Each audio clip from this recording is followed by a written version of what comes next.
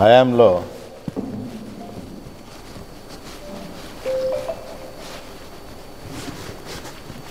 అది వరకు అంటే రాజశేఖర్ అన్న సీఎం కాక ముందర 9 సంవత్సరాలుగా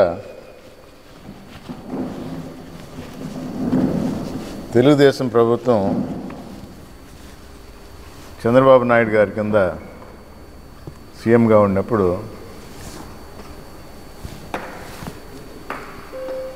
ఆంధ్ర రాష్ట్రానికి 9 సంవత్సరాల్లో 7 సంవత్సరాలు కరువు సంవత్సరాలుగా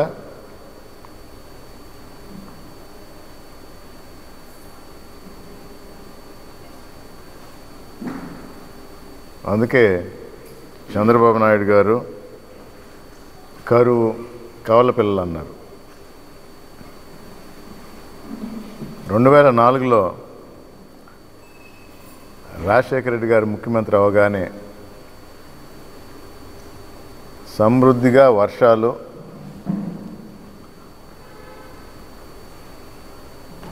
రైతన్నలకి ఆహ్లాదం, పని,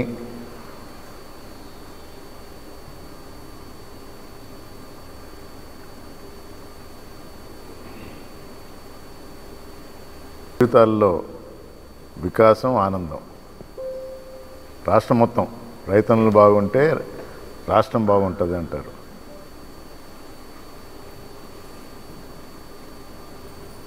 పద్నాలుగు నుంచి 19 వరకు కొత్త రాష్ట్రం ఏర్పడ్డ తర్వాత ముఖ్యమంత్రిగా మళ్ళీ చంద్రబాబు నాయుడు గారు రావటం తెలుగుదేశం ప్రభుత్వ హయాంలో 5 సంవత్సరాల్లో 2015 డిసెంబర్లో వరదలు వచ్చినాయి. అది మినహాయించి మిగతా 4 సంవత్సరాలు కరువు.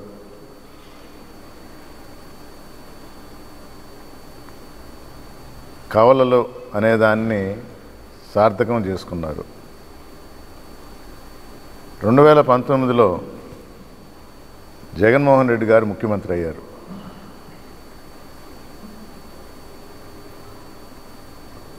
ప్రతి సంవత్సరం రాజశేఖర రెడ్డి గారు ఉన్నదానికన్నా ఎక్కువ వర్షాలు.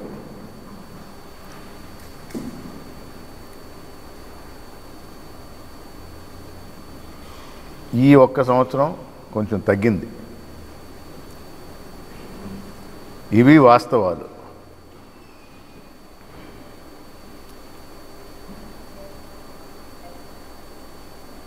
వర్షాపాతం తక్కువ ఉంది కాబట్టి ప్రభుత్వం రైతులకు విన్నవించుకుంది,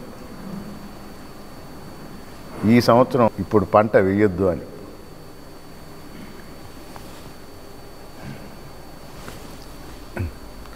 ఇంతలోకి మన పక్క వర్షాలు పడటం, చెరువులు నిండటం,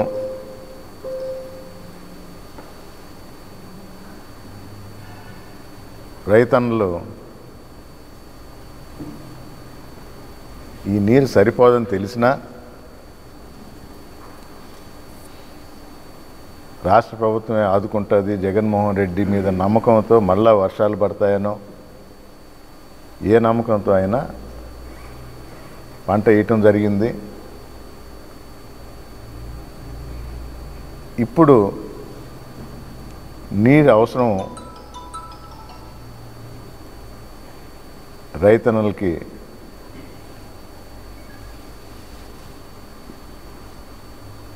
లీడర్స్ దృష్టికి తీసుకురావటం జరిగింది.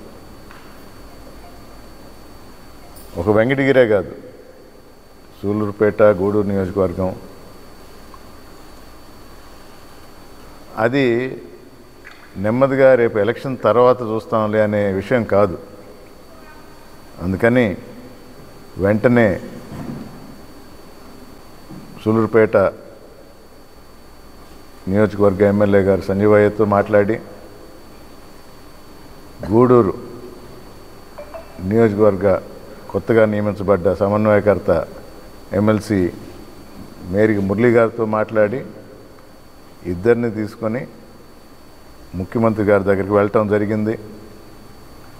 వినతి పత్రం ఇచ్చి ఇక్కడ విషయాలు తెలియజేయటం జరిగింది. ఆయన వెంటనే స్పందించి అడిగిన నీరు విడుదల చేయడానికి సిద్ధమై దాని ప్రకారం అధికారులకి ఆదేశాలు ఇవ్వటం జరిగింది. దానిలో భాగంగా ఇది ఇప్పుడు నేను 3 రోజులైందా జరిగింది. నిన్నటికే నీరు విడుదల చేయటం కూడా మొదలైంది. అంటే మేము అడిగింది కూడా different channels, second branch, third branch ఉంది, కొంచెం గూడూరు పోయేది 5th బ్రాంచ్, 7th బ్రాంచ్ ఉంది, మధ్యలో 4th బ్రాంచ్ కూడా ఉంది. ఇవన్నీ ఎక్స్ప్లెయిన్ చేస్తూ వివిధ లెటర్స్లా ముఖ్యమంత్రి గారికి ఇస్తే అన్నిటికీ సానుకూలంగా స్పందించి ఇన్స్ట్రక్షన్స్ ఇచ్చారు. తర్వాత ధనంజయ రెడ్డి గారితో మాట్లాడటం జరిగింది, special secretary to CM. ENC Narayana Reddy గారితో కూడా మాట్లాడి ప్రక్రియ మొదలైంది, నీటి విడుదల ప్రక్రియ మొదలైంది.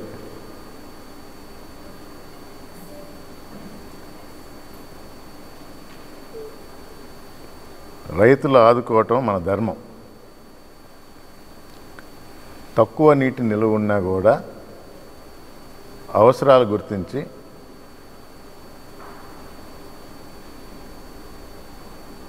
మేలు చేకూర్చే మన ముఖ్యమంత్రి గారు ఈ నీటి విడుదలకి ఆదేశాలు ఇచ్చారు.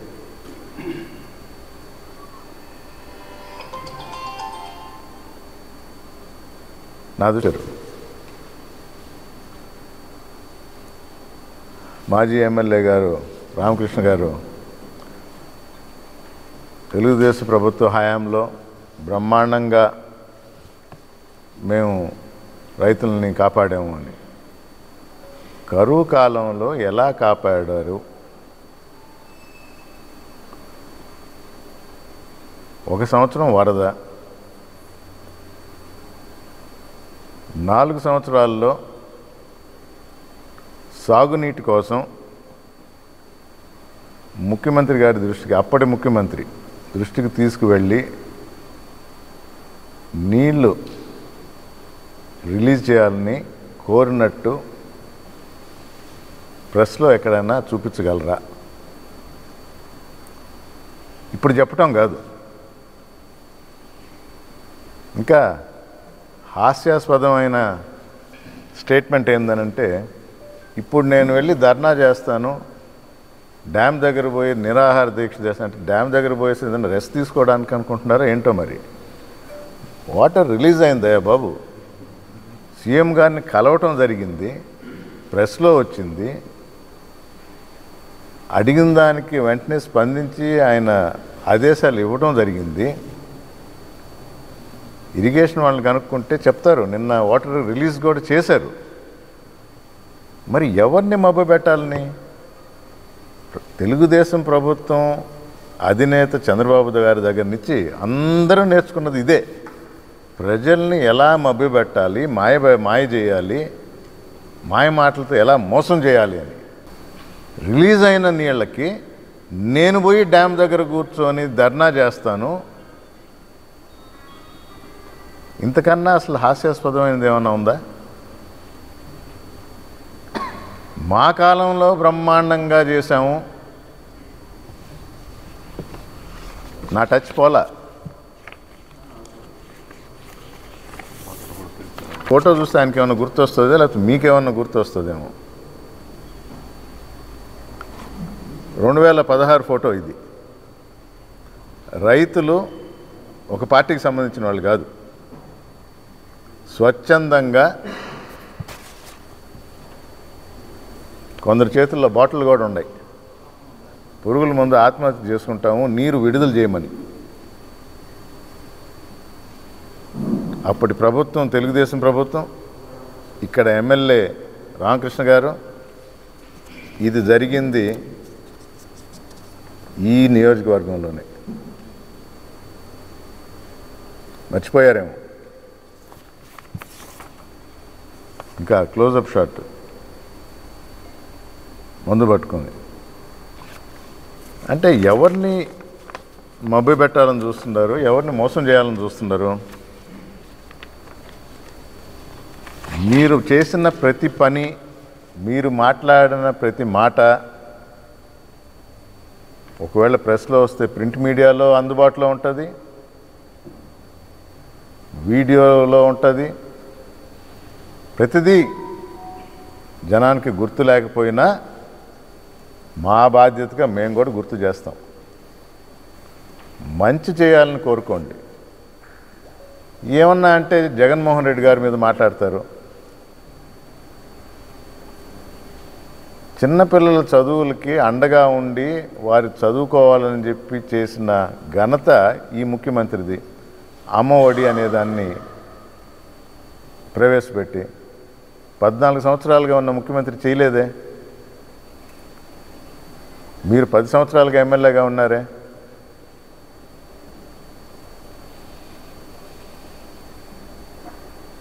పై చదువులకి 35,000 చాలు అనుకున్నప్పుడు, అది కాంగ్రెస్ ప్రభుత్వం అయినా తెలుగుదేశం అయినా, మీరు కూడా దానిలో భాగం.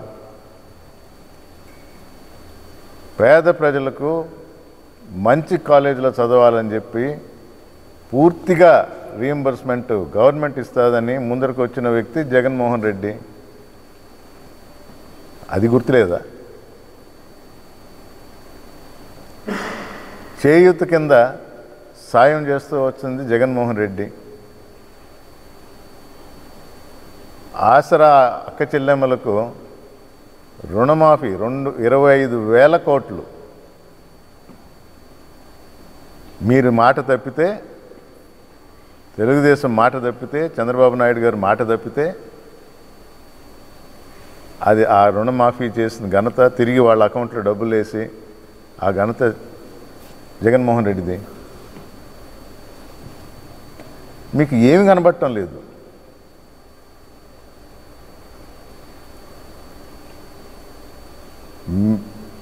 వైఎస్ఆర్ కాంగ్రెస్ పార్టీ జగన్మోహన్ రెడ్డి నాయకత్వాన ప్రభుత్వం ఏర్పాటైన తర్వాత ప్రవేశపెట్టిన సంక్షేమ పథకాలు కనబడటం లేదా? తెలుసుకోండి.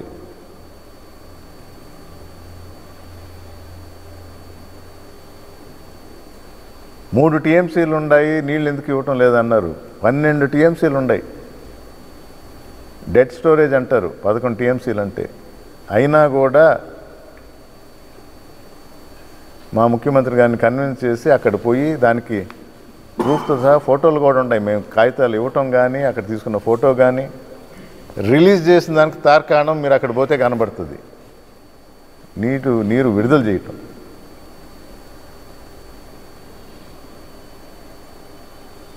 ఉన్న వాస్తవాలు తొక్కిపెట్టి లేని అబండాలు, అది ప్రభుత్వం మీద, జగన్మోహన్ రెడ్డి గారి మీద.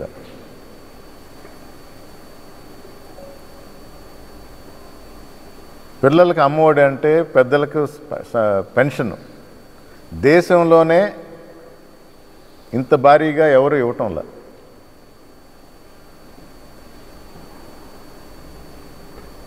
ఆరోగ్యశ్రీ కింద 3,500 పైచిలకు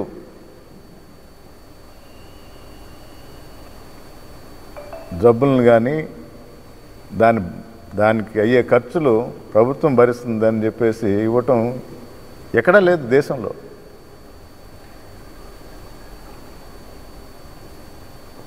మండల స్థాయి నుంచి సచివాలయం దగ్గర నుంచి వాలంటీర్ వ్యవస్థ పెట్టి ఇంటింటికి తీసుకువచ్చిన ఘనత జగన్మోహన్ రెడ్డిది. మీకు ఏమి కనబడటం లేదు. అభివృద్ధి అంటే ఏంటి? 17 మెడికల్ కాలేజెస్ అభివృద్ధి కాదా? పోర్ట్లు, మేజర్ పోర్ట్లు అభివృద్ధి కాదా? 10 షిప్పింగ్ హార్బర్లు అభివృద్ధి కాదా?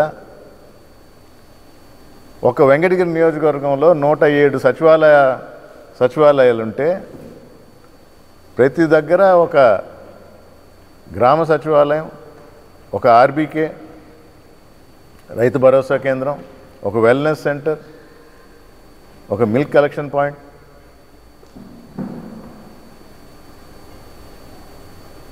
ఇవన్నీ అభివృద్ధి కాదా? స్కూల్ పిల్లలకి మంచి చదువు కోసం నాడు నేడు కింద రూపురేఖలు మార్చారు. ఇది అభివృద్ధి కాదా? ఇంగ్లీష్ మీడియం ప్రవేశపెట్టి 2-3 సంవత్సరాల్లో కనబడే తేడా కాదు. కానీ మార్పు మొదలైంది.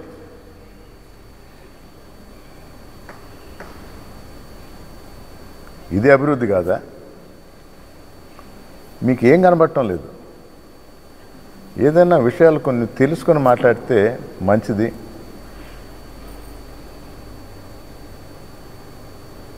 అంటే తెలియకుండా ధర్నా చేసి అక్కడ పోయి కూర్చొని ఏదో చేసామనుకొని మేమేదో రిలీజ్ చేసామని మాయ మాటలు చెప్పి ప్రజలైతే నమ్మరు.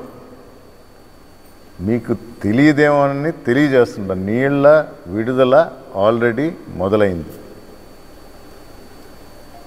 ఇప్పుడు మీరు ధర్నా చేయాల్సిన అవసరం లేదు, ప్రజలను మోసం చేయాల్సిన అవసరం లేదు. డెడ్ స్టోరేజ్ కన్నా తక్కువ ఉన్నా కూడా రైతులను ఆదుకోవాలనే నిర్ణయం జగన్మోహన్ రెడ్డి తీసుకున్నారు.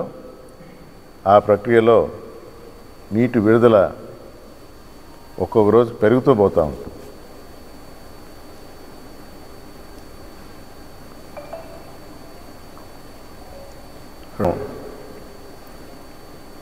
ఒక 5 రోజులు కదా ఆ సైట్ త్రిభువన్ సెంటర్లో ఒక 5 రోజులుగా ఒక భూమి మీద వివాదం మొదలైంది. కౌన్సిల్ కూడా కూర్చోవటం, అత్యవసర సమావేశంలో దానికి సంబంధించి ఒక తీర్మానం చేయటం కూడా జరిగింది. మా ప్రజాస్వామ్యం ఎలా ఉంటుందంటే 25 మంది సభ్యులు మా పార్టీకి సంబంధించిన వాళ్ళే కాబట్టి ప్రతిపక్ష పాత్ర కూడా మేమే పోషిస్తాం. అంటే లేకపోతే మా విలేకరులకి కొంచెం రౌండ్స్గా ఉండదు.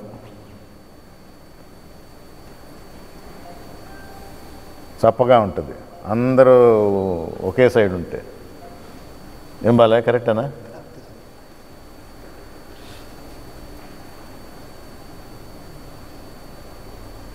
సెషన్ జరిగేటప్పుడు వారికి ఇన్ఫార్మ్ చేశారా, వీరికి ఇన్ఫార్మ్ చేశారా? చాలా సింపుల్. జీవోలు డౌన్లోడ్ చేసుకుంటే చదవచ్చు. అత్యవసర సమావేశాలు, దాని అర్థమే అది. అత్యవసర సమావేశం అంటే అప్పుడు మళ్ళీ ఈ పర్మిషన్లు ఆ పర్మిషన్లు తీసుకోరు.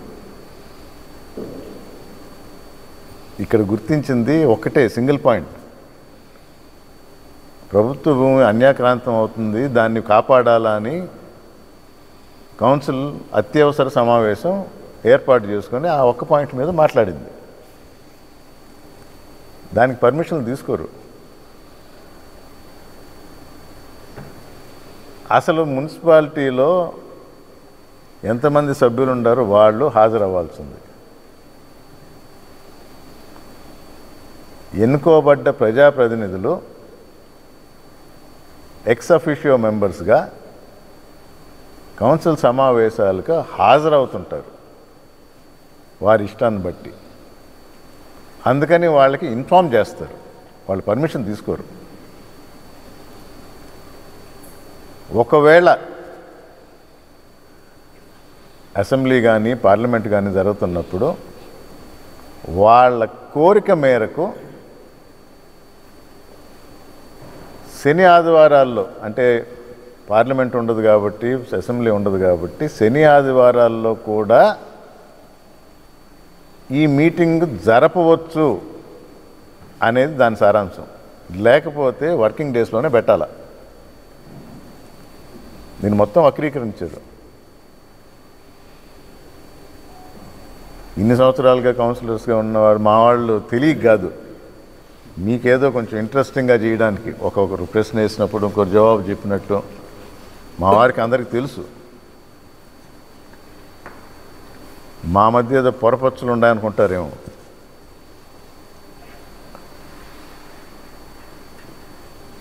దానికి సంబంధించి అసలు ఎక్కడ ఇప్పుడు, ఎందుకంటే దీని గురించి లోతుగా ఎన్నో సంవత్సరాలుగా ఇక్కడ ఉన్న వారికి అందరికీ తెలుసు. కానీ కోర్టు ఆర్డర్లు ఏంటి, గవర్నమెంట్ ఆర్డర్లు ఏంటి, కొత్తగా ఈ మధ్య ఏమన్నా జరిగిందా అని ఆర్డీఓ గారితో